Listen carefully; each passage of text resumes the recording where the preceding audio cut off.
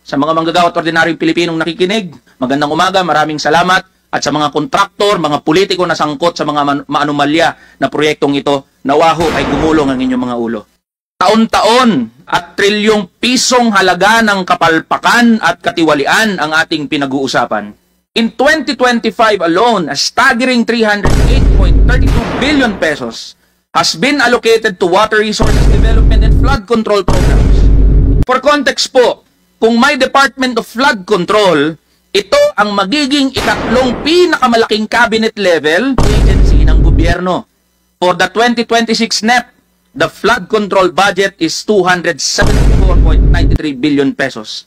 If there is corruption, Mr. Chair, we are talking of corruption of the grandest kind. Yung mga nagdaang issue at aligasyon ng korupsyon, mani lang sa daang bilyong pondong tinangay sa mga ghost flood control projects. Kapag palpak ang flood control, ang ordinaryong Pilipino ang unang nasasaktan.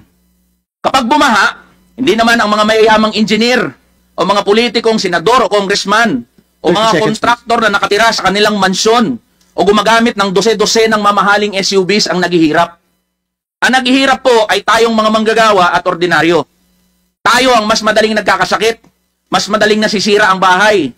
If the state fails in guaranteeing adequate protection from natural disasters, it is failing in its basic duty to protect the most disenfranchised in our society. Ghost projects, kickbacks, substandard engineering, ang dami na pong pangalan. No matter the form it takes, we are asking to end this vicious cycle of incompetence and corruption. We are insisting that every death linked to flooding is a preventable death. Kung may kailangang managot, Mr. Chair, panagutin po natin kahit sino pa po sila. If we wish to restore the trust of the people in our government and its institutions, we are compelled to act and to act now.